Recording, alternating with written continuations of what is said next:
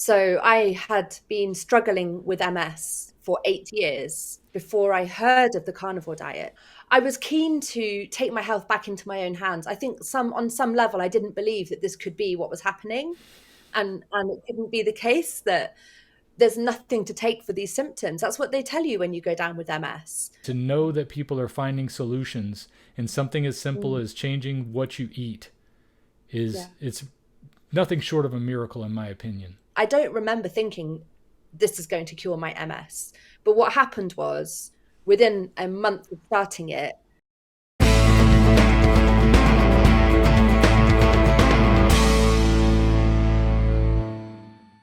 So Rebecca, what an amazing Dante, story you had that I covered a few weeks back. And I whenever I do those type of reaction videos, I'm always wondering, I don't know how to reach out to everybody. It's like I have so little time to do anything. I hope you didn't mind that I just picked it up and ran with it. But of course it not. was an amazing story. Thank you. No, and I appreciated it. It was a really surreal experience to have a reaction video. um, and it was one of my subscribers that alerted me to it. I wouldn't have known. Yeah. But yeah, I was really fascinated to watch it. Yeah, it was a weird experience, but really nice. Well, what I love about your story is that, one of the things a lot of people wind up taking a look at carnivore for is weight loss. It's like the biggest attractor that brings people in. And there's a lot of people that point out that are in the carnivore community that want to say, hey, this isn't a weight loss diet. This is not a fad diet to lose weight. This is about getting healthy. Although I think losing weight is a big part of getting healthy for a lot of people, Yeah, especially considering the way, especially in the United States, it seems the way the food process has gone, that we're eating so much junk and processed garbage and sugar that it's got us yeah, all in a really bad way. But the ultimate thing that I love about this way of eating is that it is a natural way to get your body normal again. I mean, a lot of the diseases and things that we hear about that people have these days didn't exist, or at least they weren't in the sheer numbers that they are now. Like, for yeah, instance, diabetes was a very low risk type of thing 100 years ago. And what is it?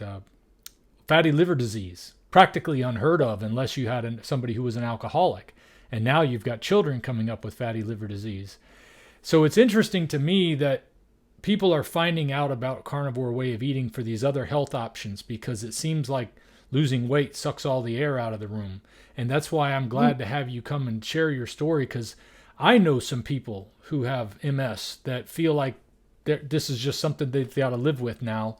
And it's not a comfortable yeah. thing to feel like you've got that, especially when they're relatively young. Even at age 50, I'm 51. I don't feel old.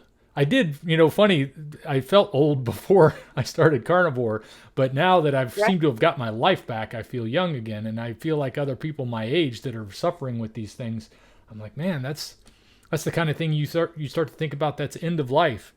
But Yeah. more and more people are getting these illnesses at very young ages, and things like Alzheimer's. A lot of people getting them in their 50s. And for the longest Mm. time, I didn't understand. I was like, why does it seem like it's on the rise? What is causing this? And we were looking in every direction, and it's looking more and more like diet is the key issue.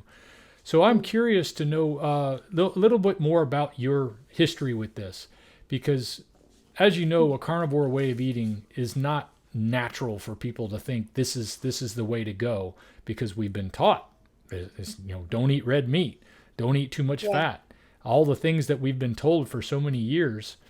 Yeah. I'd like to hear what was it that turned you in this direction? What were you watching, or who were you hearing? Who was whispering in your ear to let you know that this might be an option to help deal with this? And how old were you when you got this diagnosis? And just a little background on where you were when you came to this, and how carnivore got involved in your healing, and then we can talk about what it did for you. Okay. Well, I was 36 when I first went down with multiple sclerosis, to answer that specific question. And I didn't come across the carnivore diet until a year ago. So I'm now 44. So I had been struggling with MS for 8 years. Wow. Sorry, 7 years, 7 or 8 years before I heard of the carnivore diet. And I did not hear of it in the context of my health condition. I first came across it via YouTube for weight loss, as you say. It was specifically Kelly Hogan, an interview with Kelly Hogan that really made an impact on me. It really made an impression on me, and I so much so that I remember calling a friend and saying to her, "My goodness, this doctor recommend," because it was her. Kelly Hogan had a doctor that recommended only meat. And I thought it was absolutely wild and really Right. extreme. And I didn't immediately connect it to health on different levels, um, let alone my own health condition. But because YouTube tends to suggest videos of a similar topic to the ones you've watched, I had a drip feed of carnivore videos recommended to me over the course of about a year. And again, as I've said in several other interviews or conversations that I've had, I don't remember what it was that made me take the leap. And I didn't do it thinking, oh, this is going to cure my multiple sclerosis. I, I just, it started to, what really made an impression on me was how healthy everybody looked in the videos where they talked about carnivore. That's what struck me. Everybody looked amazing. Their skin was great, their energy was great. They were happy, healthy, strong. And I think I just wanted to experiment with that. I don't remember thinking this is going to cure my MS.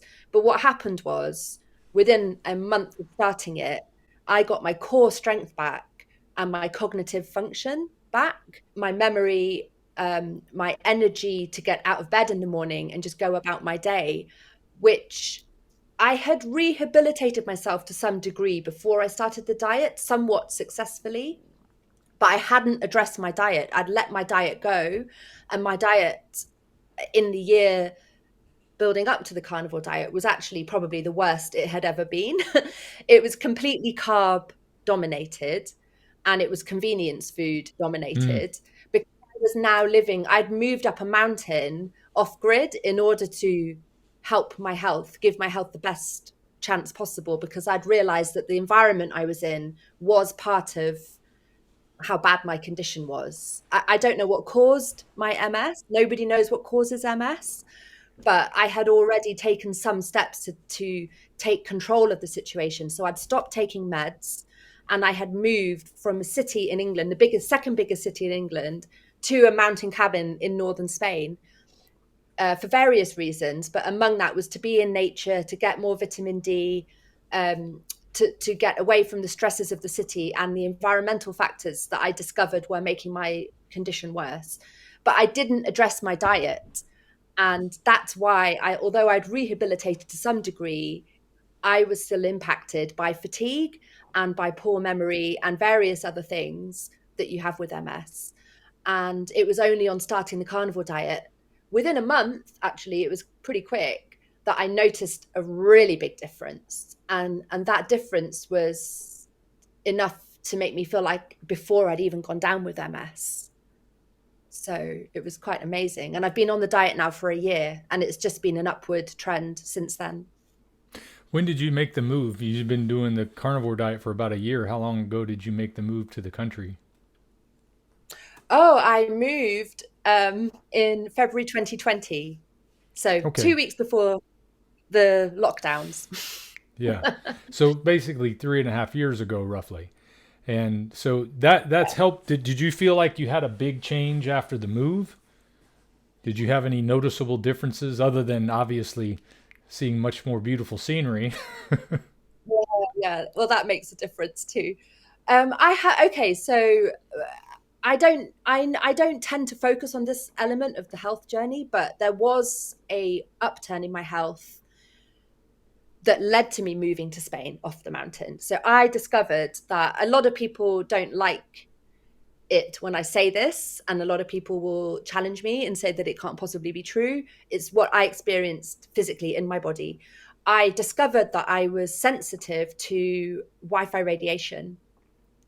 Um, and cell phone towers. And as soon as I realized that, I went to a wired connection. I reduced my exposure, and that helped me.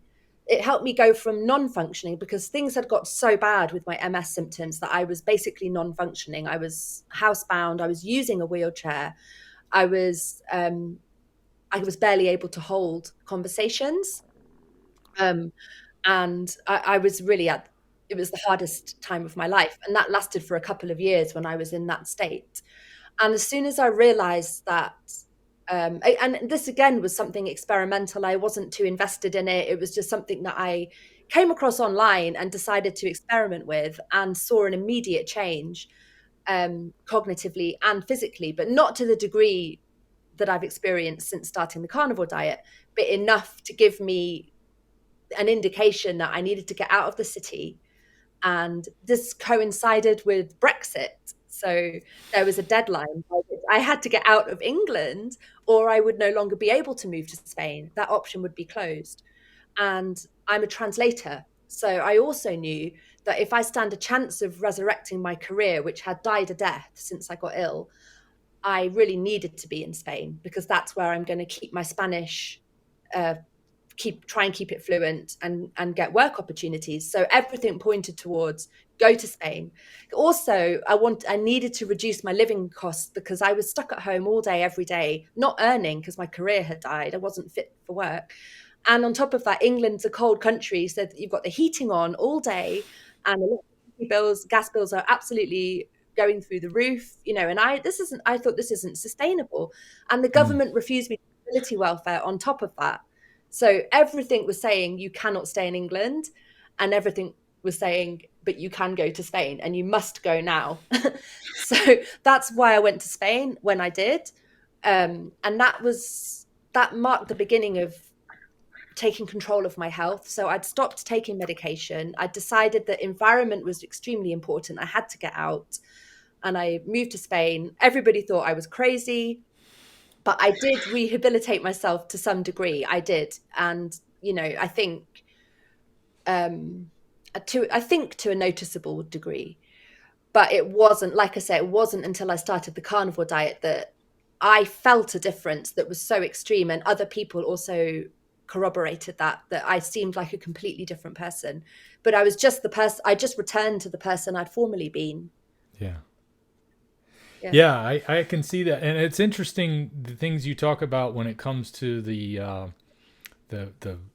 would you say the Wi-Fi radiation Mm, or things like that. See, I'm not real familiar with a lot of that. I get a lot of comments about me wearing these Bluetooth headphones and how they can be yeah. dangerous and stuff. And I don't know. It's like I've got so many things that I got to handle, and I don't have money to go buy new headphones right now. And I've had these for a while, so I hold on to them. So I know there's probably people out there right now that are watching this that'll be screaming about me wearing these headphones, but I got to do what I got to do to get through each day, and I'm making changes as I go. Sometimes I cut some things out that I'm realizing are bad for me, and I think what you're talking about is just getting more back to a natural way of living when you talk Yeah. about moving from the city to the country, because the city definitely has a lot of pollution elements that come into play, and there's so many people together, and also sometimes a lot of the anger that comes from people being so close together, and all these different pressures we have with political stuff going on, as you mentioned. All of that stuff builds up, and even the Yeah. psychological side can affect our health. So that's one of the reasons I Definitely. live in a small area myself. Yeah, I wouldn't go as far as to say the Wi-Fi caused my illness and that was the one factor. It was a factor, Yeah. because when you lose your health, there are so many dimensions to the struggle and the road back to strength and health again. And I would definitely say it was a contributing factor, because I experienced that physically, and it was remarkable enough, um, that I acted on it in a big way. And that was consistent ever since. I'm now more able to tolerate Wi Fi radiation. I think that it was because my health was so depleted, my strength Hmm. was so depleted, and became sensitive to everything around me. People with Sure. MS have a lot of intolerances. Your environment the whether that's psychological stress or physical stress or your diet, you're much more sensitive to it. You're more sensitive to everything. With MS, there's heat intolerance as well. You stress intolerance. You just become unable to withstand Yeah. the various things around you in your environment and in your interpersonal relationships. And I was like that. I was extremely depleted and debilitated. Yeah. And so I think that it might be that it just made me able to feel it, whereas I wasn't able to feel it before. And then once I was able to feel it, I realized it's here all around us. This radiation is here all around us. And right now I can't be in this Yeah. electromagnetic soup. I have to get out. And they are making it more and more powerful all the time, and more and more ubiquitous. So I have found that's been a contributing factor. But as you say, there's so many different, there were so many things about living in the city that became difficult. I used to be a city slicker. I used to love living in the city. I've lived in Mexico City, I've lived in some really big cities and Big really city. loved it. Yeah. But now I have to be somewhere completely isolated and in nature. And that's my illness has changed me in so many ways, and it's changed my life choices in so many ways, but I'm very happy about that. I found something recently that I didn't know Redmond was making, and it's called earth powder. Earth powder is bentonite clay, non-GMO xylitol, sea salt, peppermint essential oil, and menthol. I just want to say that earth powder has become my favorite toothpaste, and since it's made by the same company that I buy my favorite salt from, Redmond, I can definitely recommend it to you too. So if you're looking for something that's great for keeping your teeth clean and not full of all kind of chemicals and fluoride and stuff that you don't need in your body, check out Earth Powder at redmond.life, and you can use my discount code Dante, D-A-N-T-E, to save 15% on your order. Woo! I love that fresh feeling. By saying you have to be there, you're saying you appreciate it enough to know that that's the better choice, in other words. Yeah. Okay. And I know what you mean about a lot of people not liking to hear what you're saying about the radiation and things like that, because people don't want to think the things that they use every day are causing them trouble. But obviously they play a role. And from what we've experienced, I've experienced a lot of the same stuff you have. And I would say, based on what you're saying, is that you noticed a slight difference when you moved into the country. But it wasn't until 2.5 years after that you experimented with a carnivore diet that you started to see, I would say, drastic changes in your health. Yeah. And very quickly as well, because I had left unaddressed my diet. I was keen to take my health back into my own hands. I think on some level, I didn't believe that this could be what was happening. And it couldn't be the case that there's nothing to take for these symptoms. That's what they tell you when you go down with MS. They tell you, well, there's nothing we can do about your everyday symptoms. You just have to learn to live with them. You're going to go on this medication for the rest of your life, but it's not going to make you feel any better. And it was like, this can't be what's happening. Maybe you call that denial, but then as soon as I started to make my own choices, I started to see results. And the carnivore diet was the one choice I made that had the quickest and most phenomenal results.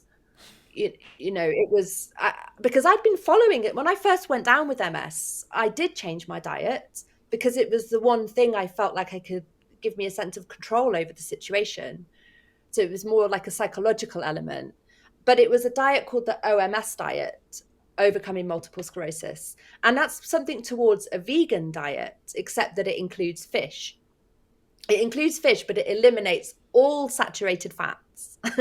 So you can't have just like a vegan burger because that's got saturated fat in it. It's got sunflower oil. So it was more strict than vegan in some ways, but it did include fish. So, and I quite like that diet. It probably was a step up from my previous diet because I've never had a weight issue. I've always been very high energy and a fast metabolism, and I've just always burned off fat pretty quickly.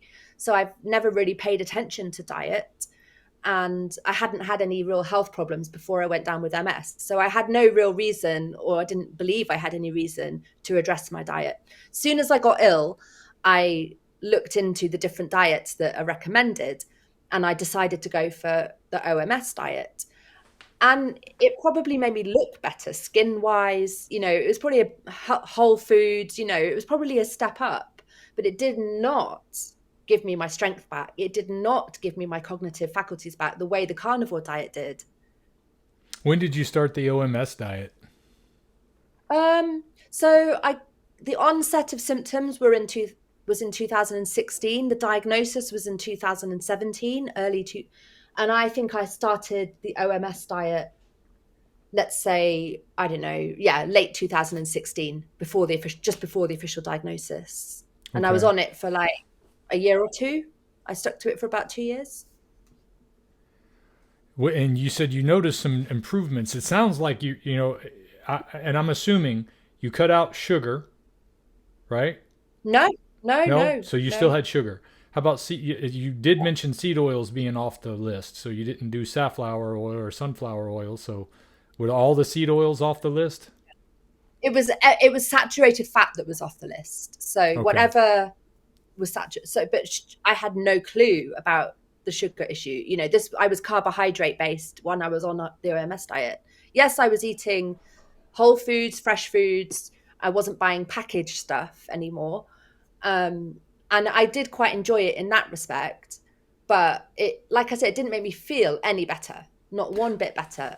The reason why I'm asking is that, see, I get a lot of people that want to comment, well, as long as you get out the ultra processed foods, the sugar and the seed oils, that's all you need to do. It doesn't need to be carnivore. And what I'm kind of getting a feel for here is that you were cutting out ultra processed food. Clearly you were cutting that out because you said no packaged foods.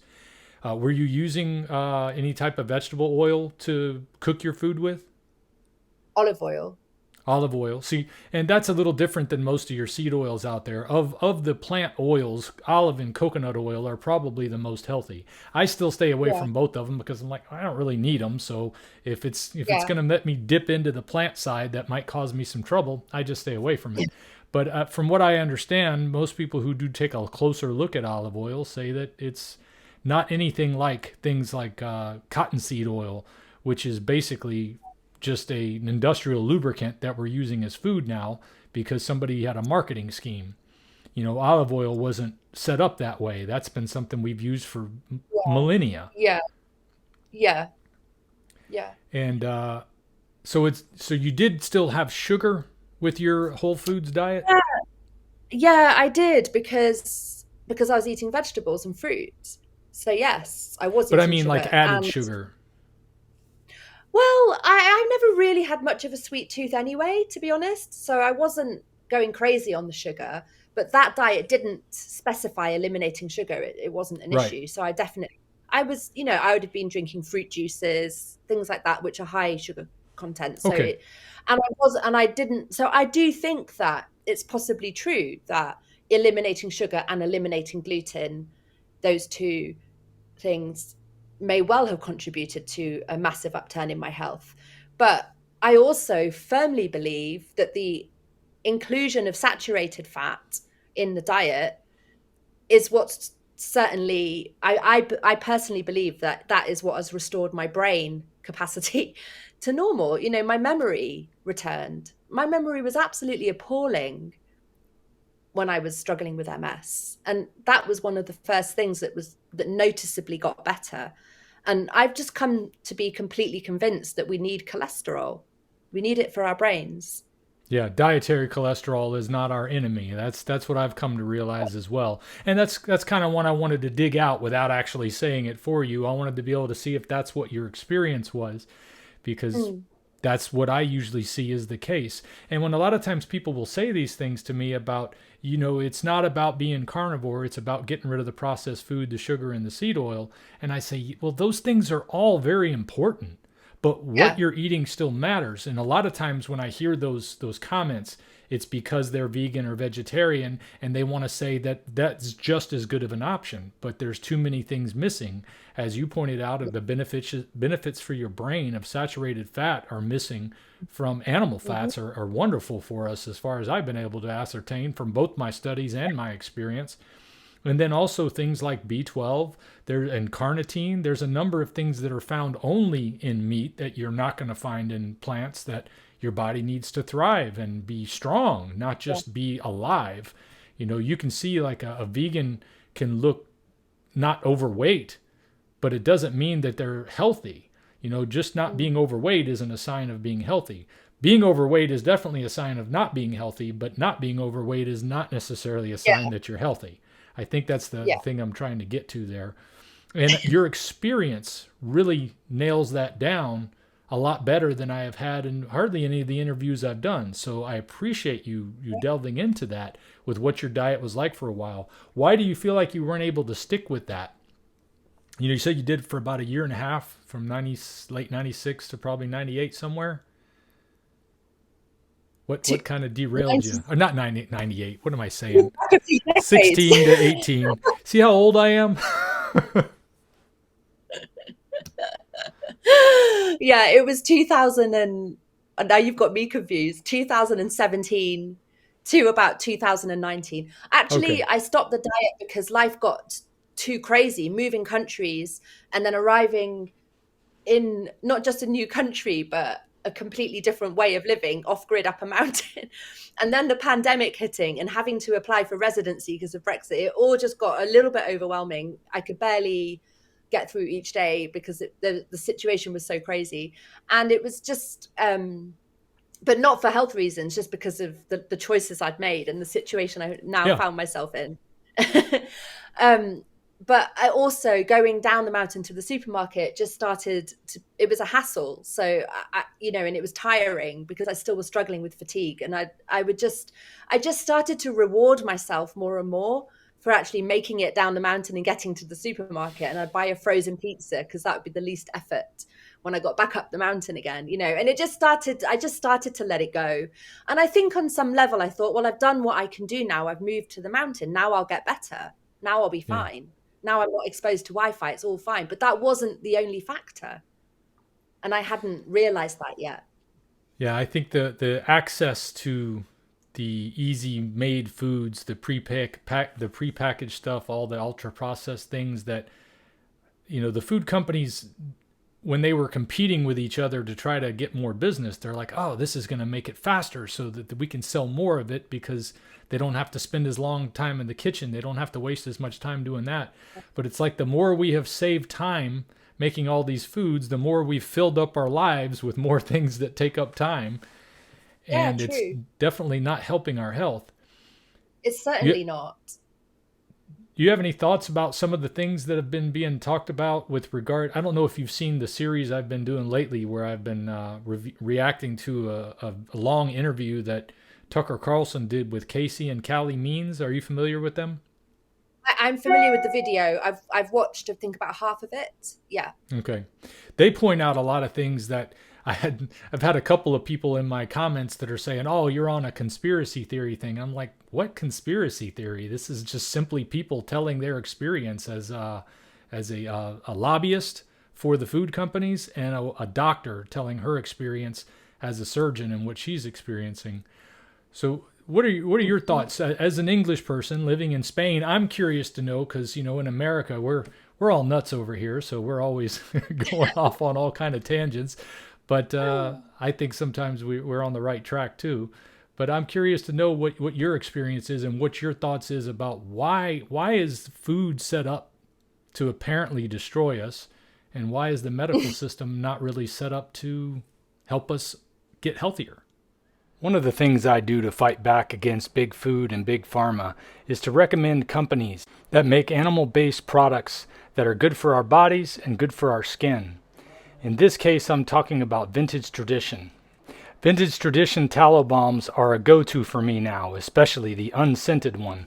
I like it because it doesn't have anything extra in it other than extra virgin olive oil and tallow rendered from suet. Highly saturated and therefore more therapeutic than any other. They don't use any trim fat or any other fats besides suet. So if you want some ancestrally appropriate skincare products that are going to help support the carnivore movement, head over to vintagetradition.com and use my discount code Dante, D-A-N-T-E, to save 10% on your order. I promise you won't regret it. Their products are fantastic.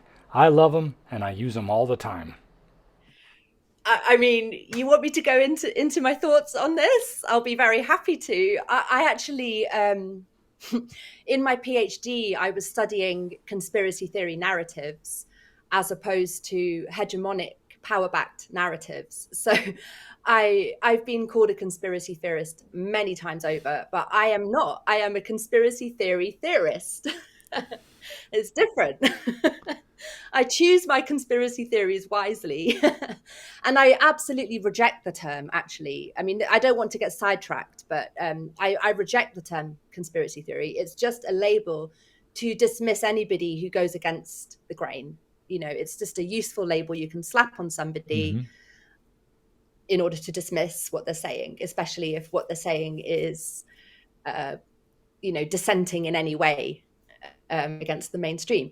So I have a lot to say in this area. And I would, I mean, look, you could go into different levels of it, different theories about why this might be the case, that the world seems topsy-turvy. The world seems to give you the opposite message. You know, the world, if you just go by default, you will be unhealthy. If you just accept the things that are most easily put in your way, whether that's television, whether that's convenience food, whether that's your mobile phone, whatever it may be, you're going to end up really unhealthy. You have to have some degree of critical distance from that and hold back from, there's like a suction because it's the path of least resistance. So you have to kind of do a bit of work to keep yourself in independently thinking. And why is the world like this? I wouldn't like to speculate, but I would certainly say that profit is a big part of it. Yeah. Well, you're not going to get any disagreement from me on the things that you mentioned about the term being used as a pejorative to basically, it's a lazy person's, in my opinion, it's a lazy person's way of dismissing things that they don't want to accept because that means they're going to have to do some work, either mentally or physically or both, to overcome whatever it is that they're being lied to about. And the other side about these whole conspiracy theory things is, if you go back just a few years, it seems like everything that they were screaming conspiracy theory about a few years ago is now the accepted truth.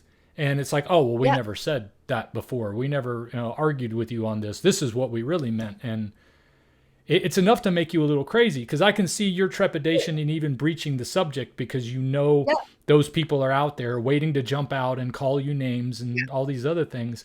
But it's like, we've got to be able to see the truth as it happens in our lives and say, you know what? I'm not going to shy away from saying I saw the truth and this is what it was, just because you're going to say I'm crazy. And at some point, it comes knocking on your door. At some point, you have to decide whether you're going to trust what you're being told or you're not, because the decision you're making is whether you're going to get something jabbed in your arm or not that's untested. Do you know what I mean? Like, yes. That's where it's not just a theoretical discussion. It's suddenly your life is on the line, potentially, and you're making a leap of faith into a system which has been proved to not help us, to be driven by the wrong things, to be driven by profit, to be driven by power. And, whoever trusted a politician, why would you trust a politician? But that's what millions of people across the globe decided to do. And well, the only problem I ever have with just throwing out all politicians per se is as soon as somebody who is looking for the truth steps up and gets into a role where they're considered a politician, now they're suddenly a bad guy. It's like that's the hard part we've got to struggle with that. And I think that we should be able to talk about politics without it getting crazy. The thing about it is there's those who are in power use a lot of Machiavellian principles to maintain power, and encouraging people to stay on the path of least resistance it's comforting to people who don't want to do any effort to change anything. They really want to be able to just have faith. Like many of us want to be able to have faith. I, at one time, wanted to be able to have faith in my government. And there's a part of me that still wants to like I want them to do the right things. I actually want them to be public servants and not be self-serving and talking about public service. But, when you look out there, 99% of the time, it's a lot of self-service with a lot of talk of public service. And it kind of jades you a little bit about the world. But at the same time, like I mentioned, there are going to be people who are taking a stand for the things that are right. And there's a handful of people I notice in political positions that are willing to put aside petty differences, come together on issues they agree on, and do things that are good for people. It's just we don't seem to see enough of it. But I also don't think that the answer is going to come from some political savior. The answer is going to come from more people doing what you and I did, is that we said, you know what, something is wrong with what I'm eating. Something is wrong with everything they're telling me about nutrition, because I'm seeing these people that are doing good things with a carnivore diet, and doctors don't have any answers for me. I'm going to give it a try. And then suddenly we have all this proof that it was true, what they were saying. Yeah. And then we want to speak up. We want to share it with our friends. We want to talk about the things that we're realizing that we've been lied to about. And then you get a lot of pushback because of the things we just mentioned. And but it's going to be people waking up to these realities and taking the extra steps to not go down the path of least resistance. That is going to be the savior, not the savior, but it's going to be the thing that moves civilization back in the right direction. Because as long as we keep trusting people who are self-serving, we're going to keep moving civilization toward a tyrannical path. And I don't think there's anything good at the end of that pathway, no matter how we slice it up. I find it interesting that we have similar views on that, because, we're kind of led to believe here in the United States that a lot of folks in Europe have a different viewpoint than the things that I'm talking about, because I feel like, I don't know, it's television, maybe all the mass media input that we've gotten over the years gives us the impression that everybody in Europe thinks all of us Americans are nuts. And then all the liberals over here in America think that we're nuts too. So it's a hard thing to breach, because I want to reach out to everybody and let them know that you're living an unhealthy lifestyle if you're stuck eating this garbage food and you think the medical system has an answer for you. I'm not trying to say you got to be a Republican or a Democrat or a liberal or a conservative to get healthy. And I don't like getting necessarily caught up in the battle between all that stuff, but I'm realizing more and more that you're going to have to talk about it. You're going to have to look at these things, or you're going to wind up taking that path of least resistance. Yeah. What was your PhD in? Oh, well, my field of study was translation and intercultural studies. But I particularly did a study that was post 9/11 cultural expression that went against the hegemonic narratives about terrorism and such things in the decade following 9/11. Yeah, that's sort of in a nutshell. That's what it was about. It's been a very interesting 20 plus years. It certainly has. It certainly has. Yeah, it was a study that kind of did an overview of what's gone on through the lens of particularly terrorism, because those narratives too. This is where I was first. I think felt a little bit distanced from mainstream media and politics was post 9/11, because I was 21 when 9/11 happened. So I was I was ripe for political activism. I was at that age where you're very optimistic and very idealistic. But that was when I had my first experience of the media saying something that I knew wasn't true. I didn't at that point in time, I didn't question the official narrative of 9/11, but I knew that it wasn't true that all Muslims were terrorists, because I knew many, many Muslims. I was living in the second biggest city in England, where you have a load of Muslims of all different countries and nationalities. And I was in the workplace with a lot of them and very good friends with a lot of them. And I already knew that this paintbrush they're all being tarred with, just everybody's a terrorist, was ridiculous. You can't say that about an entire group of people. And like you were saying, Americans, Europeans, I don't think we're actually that far apart. I think that, a lot of the same media we're exposed to. I'm not really representative of, I would say, my country folk. I often feel like I'm a bit of an outlier. So anyway, the point is, it goes back that far, and then, but I didn't know just on how many levels we're being manipulated. Yeah. And it's this journey, like it's crazy how it takes being in such an extreme situation to find yourself with whether it's the bravery or just to be in a position where the only way forward is one where you take your own way, you make your own decisions, you take a stance against what's going on, whether you go out there and protest against it or just go and create a whole new life away from the system. That's what I'm more kind of erring towards. I think it's past the point now where we can, there's so many people shouting about so many things, we're divided in so many ways. So I feel like, and what my thesis was about, was that it's rather than attacking things from a negative point of view, like angry vegans and angry carnivores yelling at each other, like that's not getting us anywhere. Right. Just live a positive life, take your own decisions, maintain a critical distance from everything that you're being spoon-fed, and through inspiring others, through your health, through your just your energy, your attitude, being happier and healthier, hopefully that will inspire others. I love that, because that's exactly what I have been doing since I discovered this way of eating and what it had done for me mentally and physically as well. I don't want to get too sidetracked on what my experience was, because I really want to focus on MS for people who were watching this, who have recently either discovered that they have MS or they're in that early phase that you were describing. Maybe you could tell us a little about what it was like when your symptoms first started to come on, and what you noticed that got you to where you went to see a doctor about it. Obviously, your father is a doctor also, so you were probably talking to him, and maybe you can kind of talk about how that happened. And then when you started the carnivore diet, what did you start to notice changing specifically? You talked about some cognitive changes, but I was hoping you could be specific about what went downhill, how it went down, how it progressed, and then how it reversed. Okay.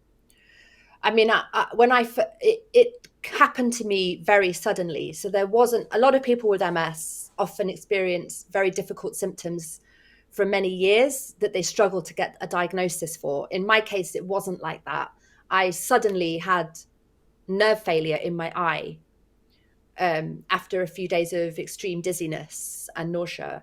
So it seemingly came out of nowhere.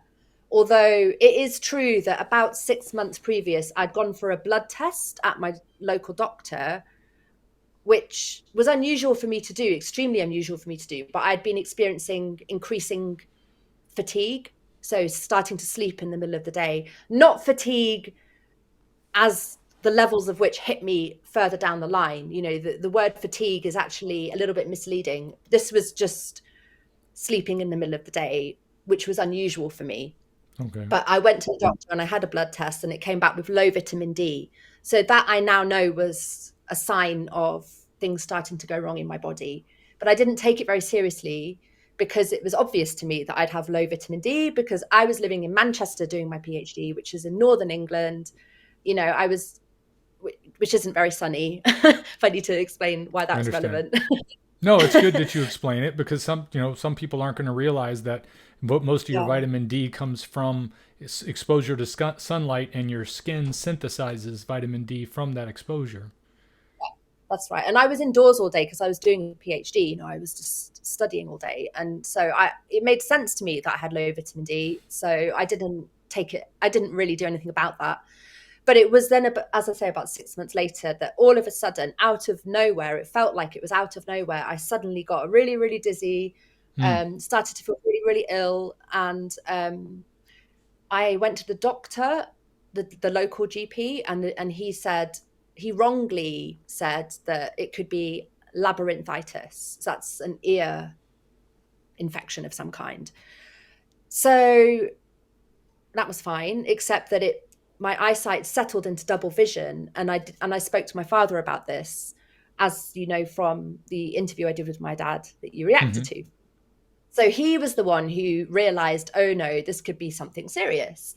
So he was sort of nudging me to go back to the GP and get it checked out again. He kept saying, mention it's double vision, mention that it's double vision. So I didn't know why it was important, but he didn't want to scare me, so he didn't want to tell me why, because the thing is, it could have been a brain tumor. That's what I now know.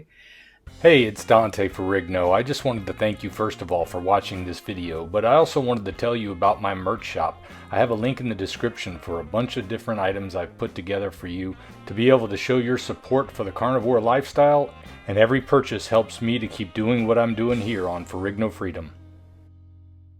So what they do, when I went to the hospital, it admitted me that same night. I couldn't have been more surprised. I knew something weird was going on, but I didn't know how serious it could have been. So none of this made sense to me until a few days later. So I was put into hospital. They did a CT scan to check for a brain tumor, which came back clear. So that was good. And then they asked me to stay in for a further 5 days to have an MRI scan. So an MRI scan can see the soft tissue in your brain. So it's more detailed. And that's when they saw demyelination, which is a hallmark of MS. It's not the only disease that has demyelination, but it's MS is a demyelinating disease. And myelin, I'm sure you know, if you, just in case you don't, or your viewers don't, myelin is the fatty, it's made of cholesterol. It's the fatty sheathing around the nerves in your brain. So it's like the casing around wires that's around nerves in your brain. And what demyelination is your immune system attacking that so that your nerves become exposed and then they fail. And that's why with MS, you could have nerve failure in any part of your body. And in my case, it was my eye. So that's why I had double vision, because one eye suddenly was pointing in a different direction to the other, because the nerve had failed and it was in a different position. So when the MRI result came back, that's when they first told me, look, we're now looking at it being a type of multiple sclerosis. And then they had to monitor me for a few more months to see what kind of multiple sclerosis it was, because if there was a process of remyelination, so if the brain's fixing itself, then my eye would straighten up again, and that would be relapsing remitting MS. But if it didn't fix itself, that would be primary progressive. So there was a little bit more of further tests, further MRI scans that led up to the final the official diagnosis 8 months later of relapsing remitting MS. And it was during that period that the symptoms started to set in. So I had started off obviously quite in shock after the hospital admission and the knowledge that I now was looking at maybe multiple sclerosis. That was shocking, no doubt, but I took it on a quite philosophically, and I was really just optimistic and thought, well, I'm just going to carry on with my career. I'm going to be one of those people that's got MS but is doing really great, and everyone's going to be like, oh, that's really awesome. And it wasn't like that at all. It couldn't have gone worse, actually, from my view. Like I underestimated the impact of the symptoms, and I overestimated my personal relationships and the support that I was going to get. I overestimated that. So I suddenly found myself, when I was at my worst, I was, it's a hard time to talk about, to be perfectly honest. Yeah. And I have to say, in the reaction video, that was the hardest bit to listen to as well, because I remember you saying in the reaction video, not that I understand that you weren't, you were being completely respectful and you were seeing it from my father's point of view. Fine. You said how hard it must be. You compared my situation to somebody with Alzheimer's, and it was that was really hard to hear, because that wasn't the case. I was fully aware of every aspect of my situation, my behavior, my words, the situation I was in physically, and all of it I was highly aware of. And I started off really optimistic, and everybody just vanished. And I think that contributed to how bad things got. So I became very isolated, very depressed. I was on antidepressants. I was so weak that I would be on my hands and knees in the shower. I wasn't able to stand in the shower, and I would have to rest for an hour after I'd had a shower. It's called post-exertional malaise, where you exert yourself a little bit and then the fatigue payback just comes and crushes you, and it can be for weeks on end. So you're basically in a straitjacket. You can't live your life. And if you do an activity and somebody sees you do that activity and they have no awareness whatsoever of the impact that you're going to suffer for having done that activity, they don't see your condition, they don't know how to judge you. So because it's invisible, and that's one of the biggest problems when you have an invisible condition that's neurological, it's not obvious what your symptoms are, and many people don't believe you because it's just you talking about how ill you feel. No one wants to hear that. Yeah. If you don't talk about it, people won't make concessions for you. You have to talk about it. It was a really awkward position to be in. And I think it might have been easier if I maybe had a partner, or if I was already in a job that I could have remained employed in, but I'd just handed in my PhD. I was single, living alone.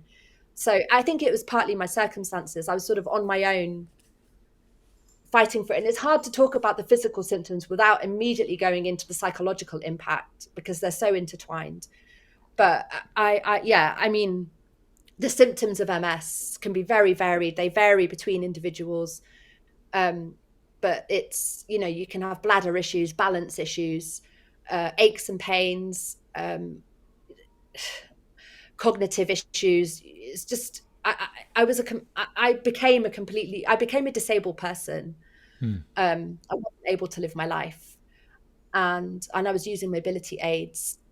And it was unreal. But as I say, I was absolutely conscious of every aspect of it. I was aware of how bad it was, while being absolutely powerless to do anything about it. Well, I'm glad my reaction to it wasn't insensitive to your situation, because I'll admit that in my lifetime I have had difficulty empathizing with people, but I've come a long way on that aspect of it. And that's one of the things I love about talking to people about these things, is it helps me to be better at empathizing with people's situations, because it's hard to grasp.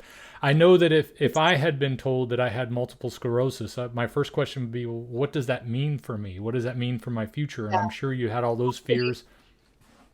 Absolutely. 100%.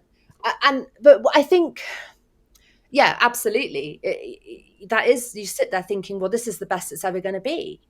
What's going to happen in the future? I didn't see any point in living. I mean, everything that mattered to me, everything that gave my life significance was stolen, was taken away. Like, my career died an absolute death. I never even published anything. I managed to submit my PhD, but I never published anything from it, and I didn't go on into employment. And then a few years down the line, it's too late. I'm out of the loop. I'm not going to get I can't explain those lost years. I can't get back on. It was such hard work anyway. In academia, is such hard work. I knew that with MS, it's just not going to happen. By then, I realized that the symptoms are not something I can rise above. As hard as I can try, I am not going to. My body dictates everything now. My MS dictates everything. I don't get to choose. I don't get to choose to just snap out of it. And what all the medical teams were telling me was, this is the best it's ever going to be. Yeah. This is degenerative.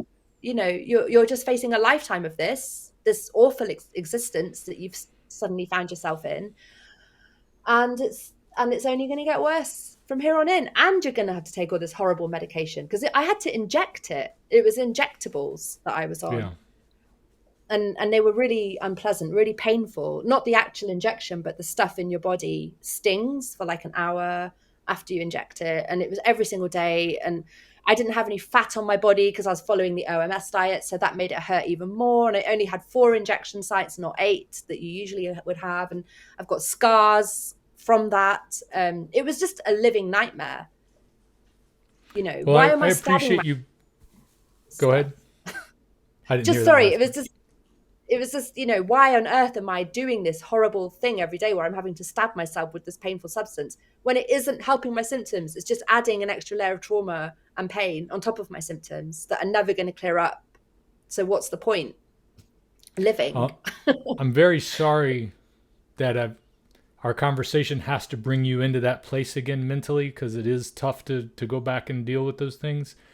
But I think what you're doing when you tell about that side of it is there's people out there right now who are suffering with either this or something else that is probably related to diet, that is going to be able to get some hope from the rest of your story. And that's why I wanted to have this conversation. I mean, my reaction video and your video alone may have been enough to say what we want to say. But the one thing that I realize every day I go out into public, every time I feel like when I finish making a video that I post on YouTube, it's like, I've said enough. I've really said everything there is to say about this way of eating and what it's done for me. But then when I go out into public and I have to wait, I'm sitting in my car at Publix and watching somebody walk across the drive in front of me with their cart. And they're like leaning on their cart because they have no energy to stand up. They're overweight and clearly unhappy in the body that they're in. I mean, it's not something I'm going to shame them about, but I know what it was like to be in my body when it was hurting and uncomfortable. And even if you're not overweight, you're not necessarily in that, you know, you're not necessarily healthy, and you may be feeling all the things you're talking about. So there's a lot of people out there who are suffering with things that they don't have to suffer with. And that's why we're here today, is to talk about your journey to healing, your journey to recovery. And, you know, I think you were kind of hesitant to say cure for MS initially, but I mean, can you describe what the change has been like since you've started this past year journey? The change has been like going from being a sick, disabled, depressed person to my old self, who was happy, healthy, and saw a future. I mean, I can't put it in any other terms. That's what I've experienced. I sometimes forget how ill I was. Yeah. And I remember saying that when I was really ill, I forgot what it was like to be healthy. I forgot what it was like to wake up in the morning and be able to just get out of bed and have a day that you've planned, and you can stick to those plans because you've got the energy. Like, what a miracle, what a privilege. You know, health is a privilege that we don't know we have until we lose it. And I had forgotten, when I was at my most ill, what it was like to be healthy. I just knew that I once was, and that my life was entirely different. Now I'm back in the same position where I was before, where I'm perfectly healthy. I do not think ever about my multiple sclerosis, except when I'm doing interviews like this one. Yeah. Life is still a challenge. Life is still difficult for even people who are healthy, but yes, it there's is. such a different outlook. Like you said, when I wake up in the morning, before I got healthy, I would wake up in the morning and be like, I don't want to wake up. I don't want to get out of bed. And it's not just because I want to rest longer. It's just that I didn't want to face the feeling of what I was feeling, being having the pain that I was having from leaky gut. I didn't want to have the anxiety that I had built up over the years from all the regular stresses, but on top of that, the things I didn't realize I was doing to myself through diet. And being able to wake up even when times are not necessarily great financially, or there's, you know, everything's not going my way, but being able to get up and do what I need to do to start my day, to move around. It's like you said, we can take it for granted very quickly. If we don't have that, it becomes the most valuable thing in the world. It gives you options. You know, if what I learned from my period of time when I was sick and disabled, because there's this horrible notion where people often disbelieve people with invisible conditions. Often they're assuming this person just wants an easy life. This person's just, you know, making a play for having an easy life. But if you are genuinely ill and disabled, your life does not get easier. No one's life got easier when they got sick. or disabled, it makes life a million times harder in every way. And until you're in that situation, you don't know that that's true, but it is true. And yeah, so that was one element, the psychological element, where, you know, my life got so very much harder. And yet I was being told that I was trying to make a play for an easy life, you know. So anyway, but now I would say you're right. Life doesn't, just because I got my health back doesn't mean the world's going to welcome me back with open arms and be nice to me. It's not gonna, because it's the world. Yep. And we all know what the world is like. Exactly. But with my health back, it's a whole different ball game, because I get to make decisions. I get to plan. I get to decide, okay, I'm not happy where I'm living now. I'll move somewhere else. I don't like this relationship I'm in. I'll break up and find a new relationship. I don't, you know, I'm struggling for money. I know, I'll take on an extra job. You know, there's choices you can make. Or I'm really unhappy today, but I can choose to go out and do something like a nice bike ride or go Yeah. swimming, or, you know, there's options. There's things that you can do to potentially change your circumstances when you have your health. And that makes you a millionaire. The carnivore bar, compared to movie theater snack prices, it's no competition. With a tub of popcorn running you over $14, I'd much rather enjoy the salty, crunchy, meaty goodness of a carnivore bar any day. And I don't have to cheat to enjoy my night out. Carnivore bar. Save 10 to 20% when you use my link in the description of this video. Yeah, absolutely. You're when you mentioned like being in such pain that you would be on your hands and knees in the shower. Was that kind of where you were when you started the carnivore diet, and did that change very quickly? What were some of like the first? Can you remember the first month of changing your diet? How it affected your previous month to the new month? So, as I say, when I first started the diet, I had already rehabilitated to some degree. So I was no longer, you know, needing to go on my hands and knees in the shower. And Okay. it wasn't not as extreme as it was when I was living in Birmingham in England. That was when I was at my most extreme weakness. And the world was just a world of pain and weakness. By the point when I was on the mountain, I wasn't quite like that. But I still didn't have enough energy to pursue a social life or a professional life. So I was still very much restricted by my fatigue. I was just sitting on top of a mountain, doing nothing all day, every day. So, and the things that I was able to do, because it's more physically demanding being on a mountain. You have to, you know, get your own firewood, and this, you know, the water pump breaks and you have to go and deal with it. And there's just, you know, just going out, you having to drive down this mountain, and I had to change from one car into another because, you know, just logistical, obviously living up a mountain is logistically complicated. So it wasn't that I was struggling as badly as I had been in the city in England, but I was, because of my lifestyle choice, my life was not as easy as it had been, and I was still limited, and I wasn't living a full life, and I wasn't my best self. So when I started the diet, and I was in a relationship as my now ex when I started the diet, I actually wonder whether that was why I decided to take the leap, because I was very conscious when he and I got together that I wasn't my best self, that and it was my first relationship in nearly 10 years because of my illness. So it was a big deal for that reason. So it was a positive thing that I'd found the relationship, but I was constantly very insecure, thinking, you know, this isn't me, this isn't the real me, that I had to sort of relearn how to be in a relationship with my new body, you know. So maybe that's why I took the leap. But as I say, within a month, I noticed that I was just able to get out of bed in the morning and do things with my day, which sounds so silly, you know, but that in itself was something so astounding to me.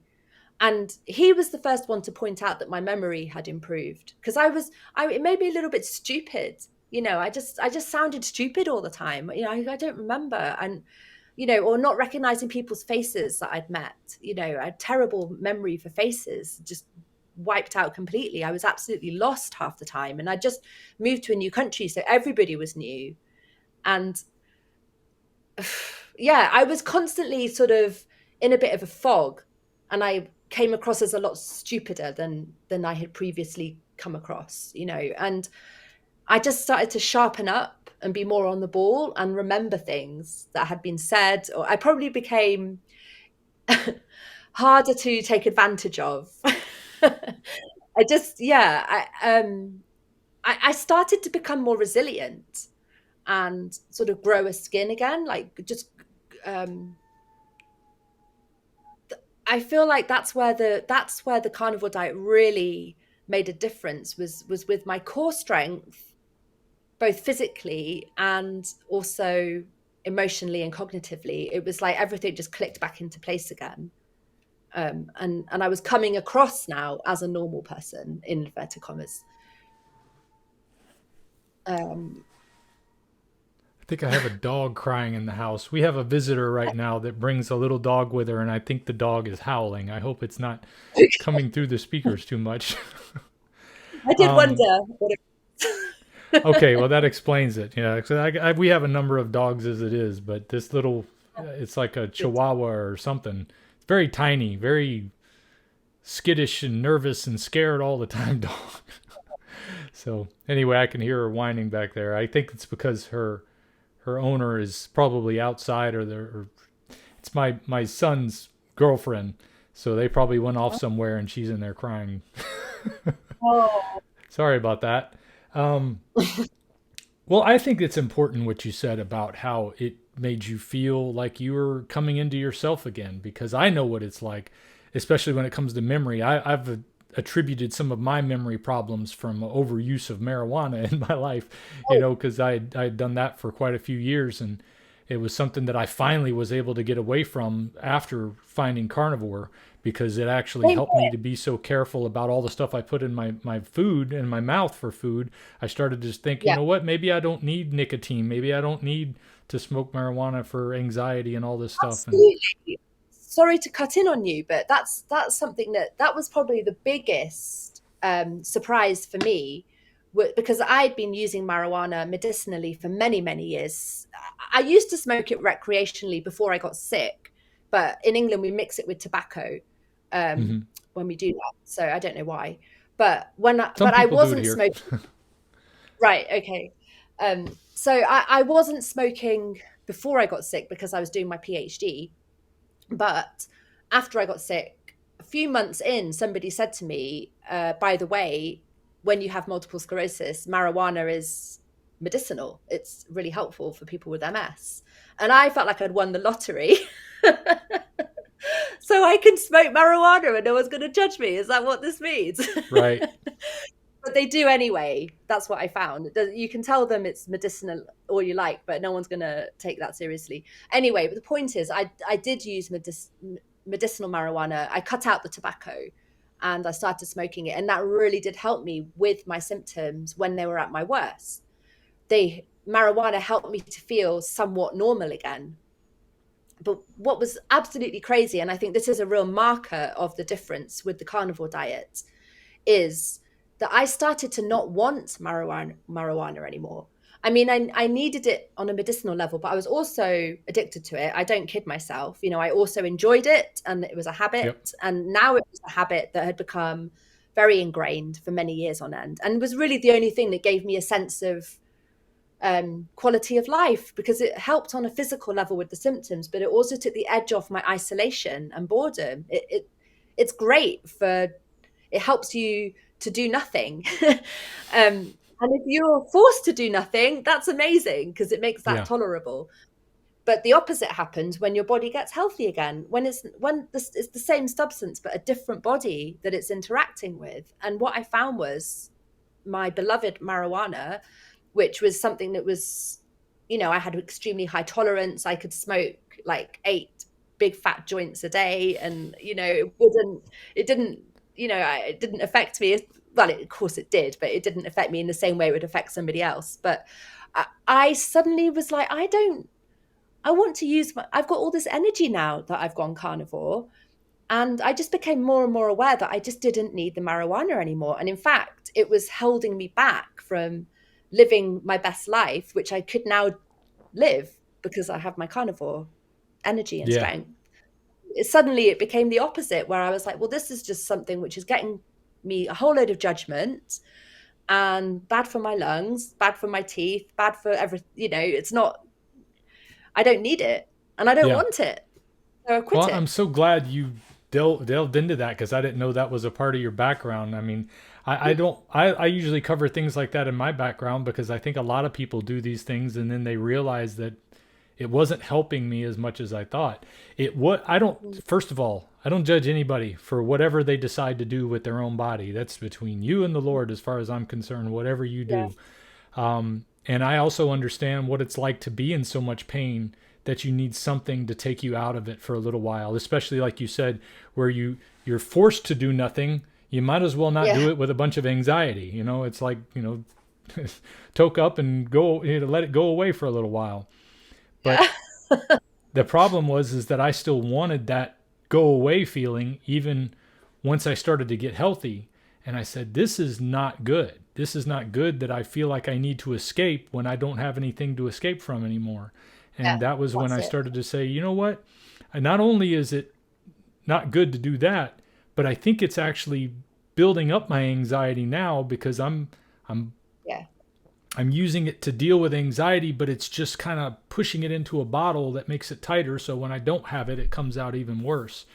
And I Yeah. was glad that I started to realize I need to stop doing these things that are teaching me bad habits by giving me dopamine hits to do things that don't in the long run have a It. benefit for Yeah. me.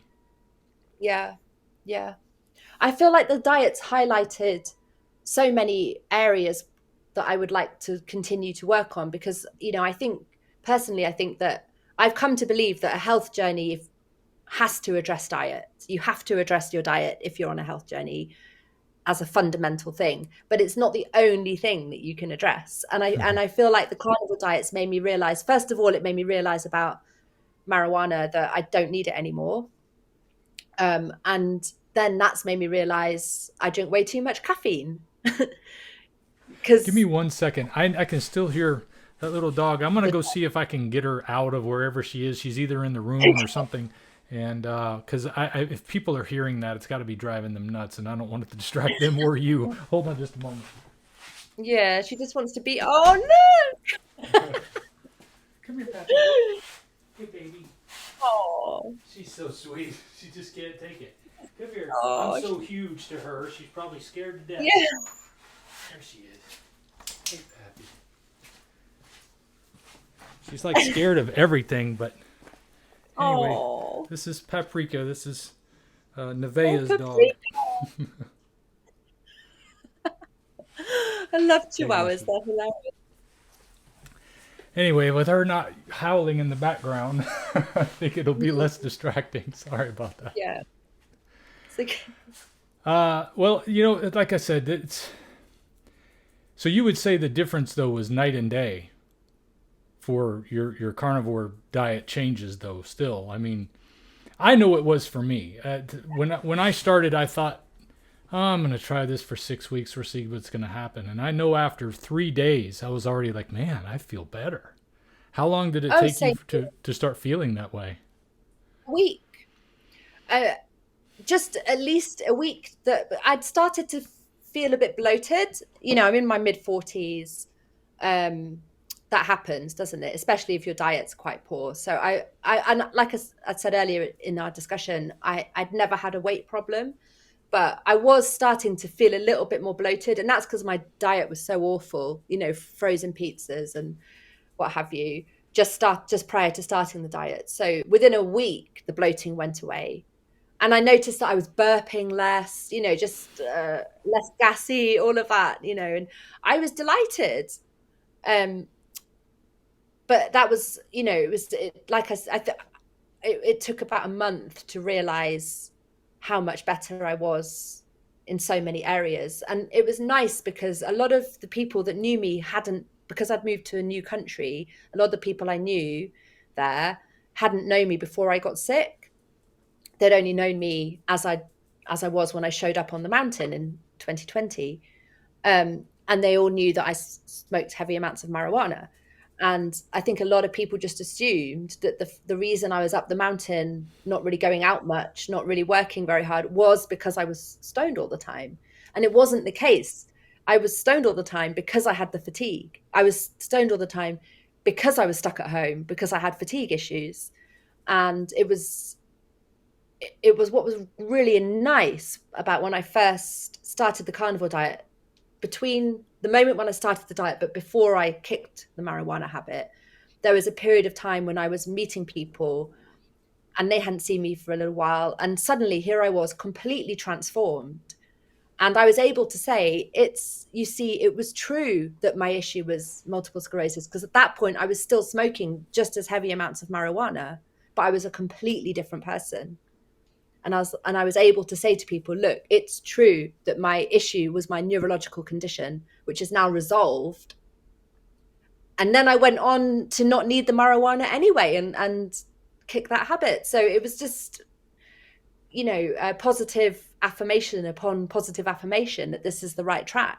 This is the right health journey. When I'm editing, sometimes it's really hard to have time to get up and make something to eat. That's why I love carnivore crisps. I keep a bag handy just in case I get a little hungry, so that I don't have to be distracted from my work. I can stop for a moment, have some delicious food that is perfectly on my way of eating, that has been so good for my body and so good for my mind. Beef brisket is my favorite by far of all the carnivore crisps. Get yours at carnivorecrisps.com and use my coupon code Dante, D-A-N-T-E, to save 10% on your order.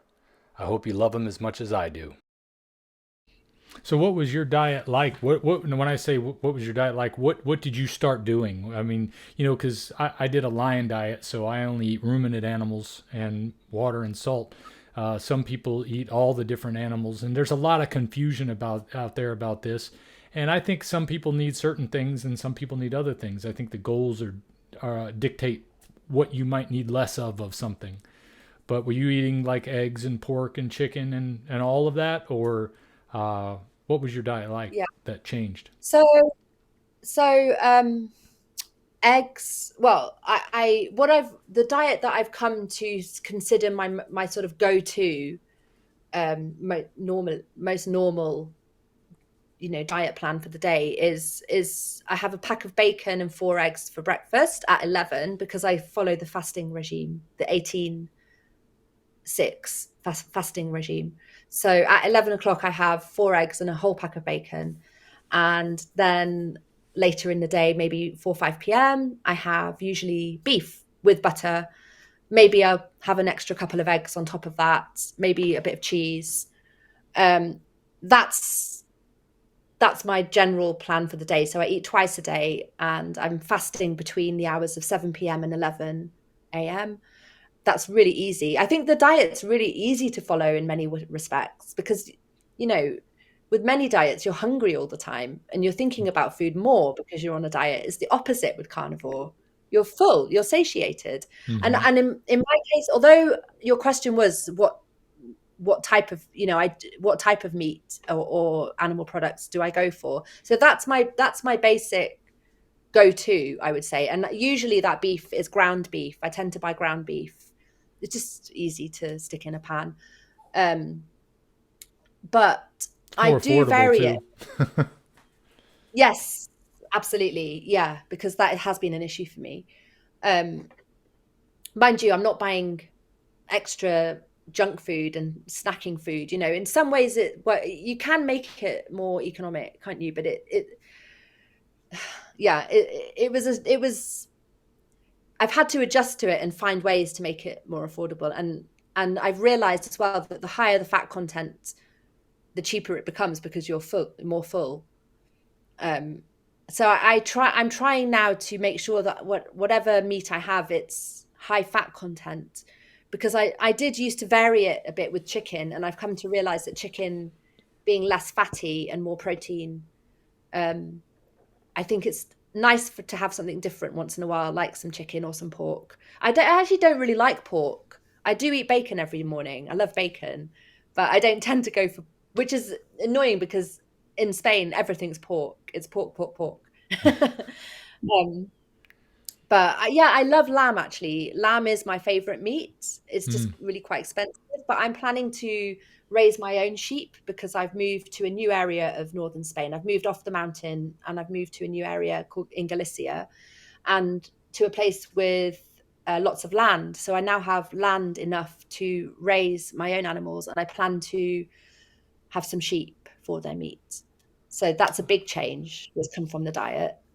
I can relate to that. I was hoping to someday be able to raise some sheep on my property here, but I've had some fence issues and property line issues, and you know how daily life Oh, is. It just gets in the way of everything you yeah. had planned for. But at some point, I'm hoping that I'll be able to do that.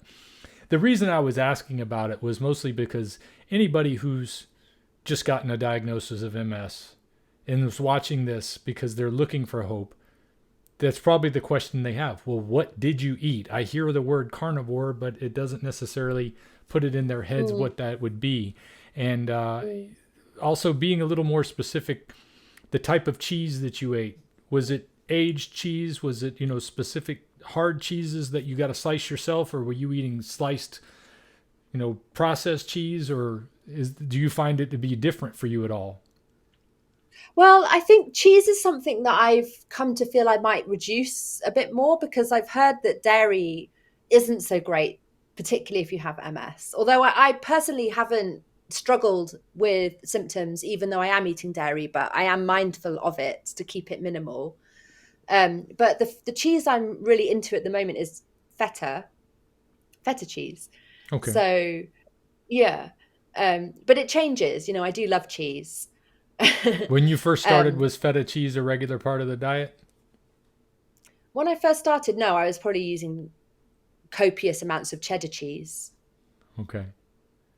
but not American cheddar cheese. American cheddar cheese is a whole different animal to Yes. British cheddar cheese.